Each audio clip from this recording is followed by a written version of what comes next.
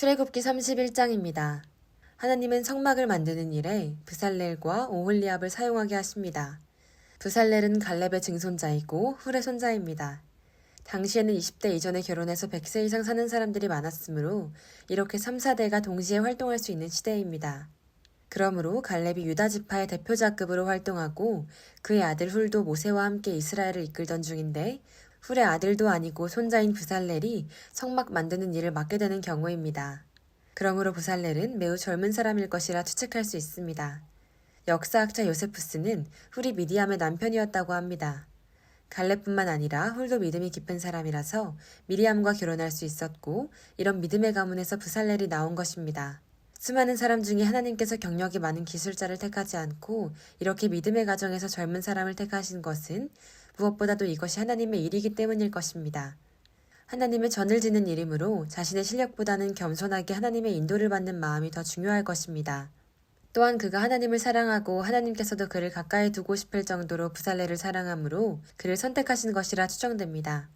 브살렐은 금, 은, 놋, 보석, 나무 등의 작업을 잘하는 사람인데 하나님께서 그의 실력과 지혜를 더 강화시켜 주십니다.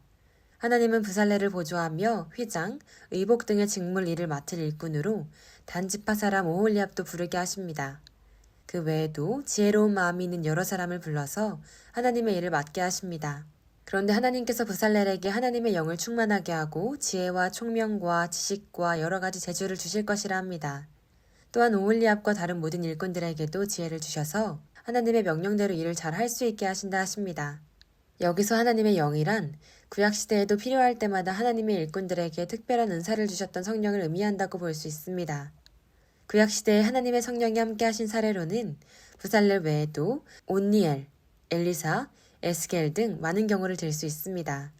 성령님은 오순절에 처음 임한 것으로 말하는 사람도 있지만 이렇게 충만히 임하기 전인 구약시대에도 하나님의 일을 위해 필요할 때마다 사역을 수행하신 것입니다. 하나님께서 성막 만드는 일꾼들에게 성령으로 함께 하신다는 것은 매우 적절한 것이라 생각됩니다. 이는 주택을 짓는 경우를 생각해보면 쉽게 알 수 있습니다. 보통 건축주가 그의 계획대로 설계도를 만들어서 일꾼들에게 설명을 잘 해줘도 한참 후 돌아와 보면 집은 여러 곳에서 주인의 뜻과 다르게 만들어집니다. 그러면 이를 다시 고치는 데 시간이 많이 걸리거나 심지어는 주인이 원치 않던 모습으로 지어지기도 합니다. 그러므로 주인이 원하는 대로 튼튼하고 만족스러운 집을 짓기 위해서는 건축주가 매일같이 공사 현장에서 참견하고 다녀야 좋은 결과가 나오는 것입니다. 하나님께서는 모세에게 설계를 변경하지 말고 똑같이 지으라 여러 번 반복해서 말씀하십니다. 그러나 모세에게만 맡겨두어서는 절대로 하나님의 뜻에 딱 맞게 성막을 만들 수가 없습니다. 모세는 시내산에서 환상 중의 성막의 모양을 보았고 또 성령의 도우심으로 많은 말씀을 외웠지만 그렇다 해도 하나님의 뜻에 완전히 맞게 만드는 것은 인간의 힘으로는 불가능한 것입니다. 그러므로 성령께서 모세와 일꾼들에게 지혜와 영감을 주셔서 그들과 한 몸같이 유기적으로 작업을 해서 하나님의 뜻에 완전히 들어맞도록 만들 수 있는 것입니다. 우리도 이렇게 하나님의 일을 맡는다면 철저하게 믿음과 열심으로 순종해 나가기만 하면 나머지는 성령께서 도와주셔서 일이 잘 되게 하실 것입니다. 또한 하나님의 일을 100% 사람의 실력과 아이디어만으로 하는 것도 맞지 않습니다. 영적인 일은 인간의 물질적인 지식으로만 하지 말고 영의 역사하심으로 해야 완전해지는 것입니다. 즉, 하나님의 일은 인간의 실력으로서만이 아니라 바른 믿음과 손명의식을 가지고 기도와 말씀으로 해나갈 때에 가장 잘 완전하게 되는 것입니다. 그런데 사실 우리가 하는 세상의 일들도 100% 인간적이고 100% 물질적인 것은 거의 없다 할 수 있습니다. 직장이든 사업이든 가정에서든 심지어 여가 시간을 즐기는 일에서도 하나님과 완전히 무관한 일은 없는 것입니다. 그러므로 우리는 교회 밖에서도 가능하면 삶의 모든 순간에 하나님을 생각하고 하나님을 사랑하고 그분이 기뻐하실 방향으로 하려고 노력하는 것이 좋을 것입니다. 그런데 하나님은 보통 그 일을 전혀 모르는 사람에게 성령의 감동으로 처음부터 가르쳐가면서 일하시지는 않는 것 같습니다. 그보다는 브살렐과 오홀리압 같이 평소 그 일을 할 준비가 되어 있는 사람을 쓰시는 것입니다.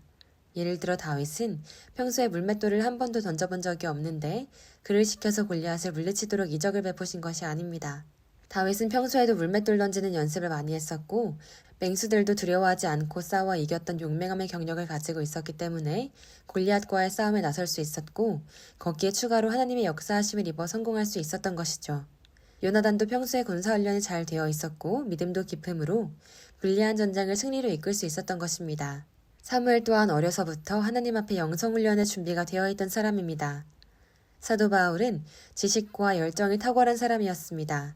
특별한 경우로 기드온과 같이 준비가 전혀 안 된 사람을 쓰시는 경우도 있는데 이때는 이스라엘 백성들의 힘이 아닌 100% 하나님의 권능으로 승리하게 하신다는 것을 증명하기 위해 특별하게 하신 것이라 볼 수 있습니다.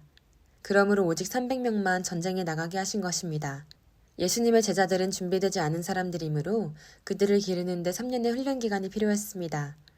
이렇게 예외도 있지만 하나님께서는 일반적으로 우리가 실력적으로 준비되어 있고 추가로 하나님에 대한 깊은 신뢰와 열정이 있을 때 우리를 통해 그의 역사를 이루어 가시는 것입니다. 그러므로 우리가 하나님의 일에 쓰임받고 복도 받으려면 평소에 우리의 일을 최선을 다해서 하며 실력도 잘 갖추고 있다면 좋을 것입니다. 부살렐과 오홀리압은 하나님의 성막을 만드는 일에 귀하게 쓰임받았으므로 이 세상의 복도 받을 수 있었을 것입니다. 그러나 가나안으로 들어가라는 명령을 온 이스라엘이 어기고 심하게 통곡하고 하나님을 분노케 하여 20세 이상의 사람들이 모두 함께 멸망하는 바람에 그것이 실현되지는 못했을 것입니다. 그러나 이런 특수한 경우를 제외한다면 우리들이 하나님을 위한 일에 잘 사용되어지고 믿음과 사랑이 있다면 하나님께서는 우리들에게 여러 면에서 많은 복을 주실 것이라 믿어도 될 것입니다. 그것이 비록 우리가 좋아하는 경제적인 면이라도 마찬가지입니다. 하나님께서는 준비된 우리들에게 일도 시키시고 그의 일을 잘 되게 하는 우리에게 경제적인 복도 주실 것입니다. 우리가 물질 복도 풍성히 받기 원한다면 하나님을 사랑하고 그의 말씀에 잘 순종하는 사람은 자손 천대까지 은혜를 베푸신다는 약속을 꼭 기억해야 할 것입니다.